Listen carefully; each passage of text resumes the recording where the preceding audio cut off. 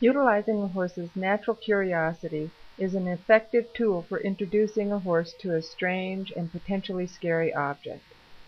The goal is to teach the horse to look to the handler for decisions when he is unsure, rather than the unrealistic belief that it is possible or even desirable to desensitize the horse to all possible spook items.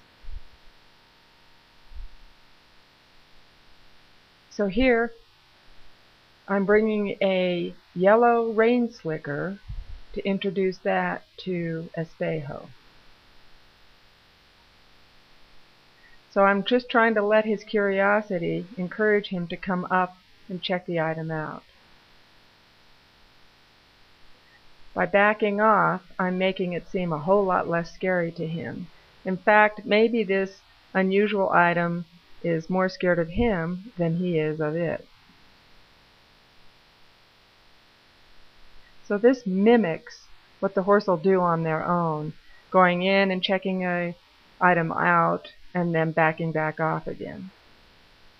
So here as he starts to trot away from it, I'm very quietly sticking with him so that he starts to realize if he starts to run away from it, it's not going to get rid of the slicker. But at the same time, I'm not being very aggressive about it at all.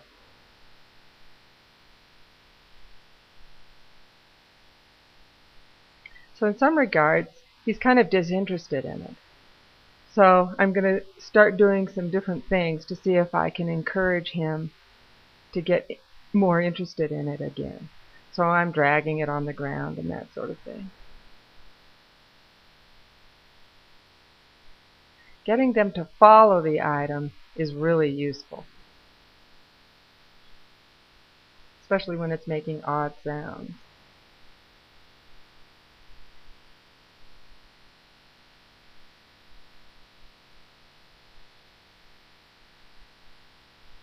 Just starts to get the horse used to things that tend to happen around the barn.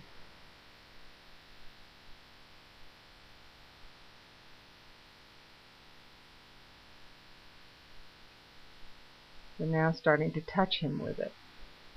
And then back off. Change the subject by going back into the other side of him. So I'm rewarding him and at the same time working both sides of him.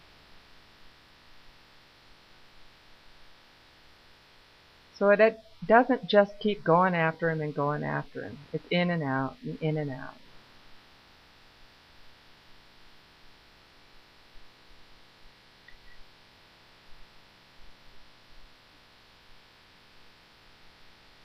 I'm also trying to encourage him to turn and look to the object rather than running away from it.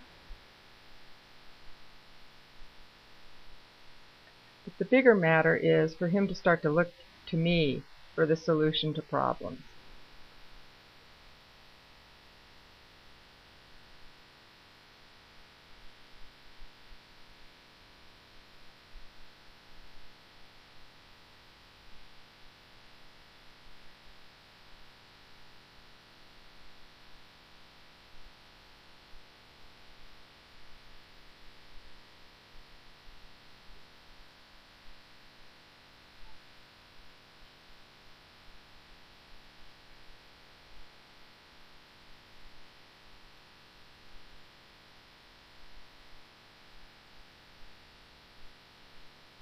Now I'm also starting to look to the day when he's not only going to be wearing me, but he's going to be wearing a slicker. So for him to see it up on his back is very useful.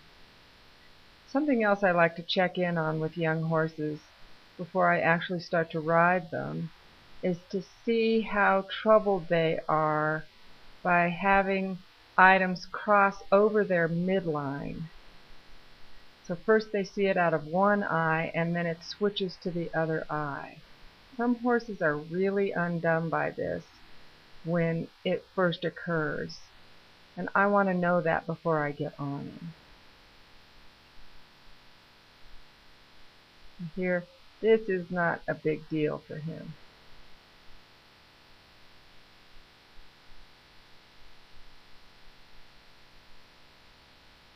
Now checking him out on what he thinks if this thing takes a short flight.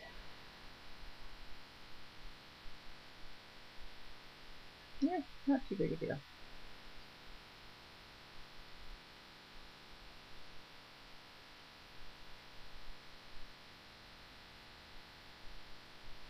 Pretty good. So the fact that I don't have a halter on him really helps the horse that he can leave at any time. That makes them much more bold. When they're trapped and they can't leave, or even worse, sometimes people get into the practice of actually hobbling a horse while they do this kind of work. It really puts the horse in a self-preservation frame of mind because they know they can't leave. Here it makes him a little bolder because he knows he can. It also gets me to thinking more and more about how can I help him to stay put rather than pushing things so far that he has a need to leave.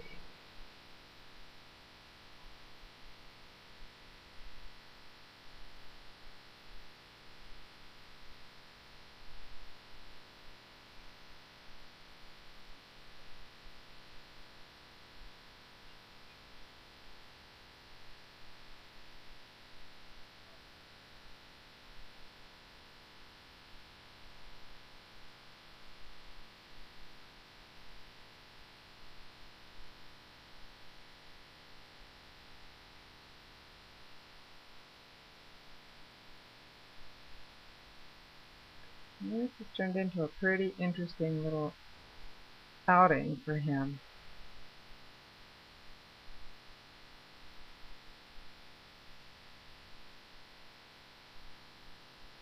Well, once again, job well done.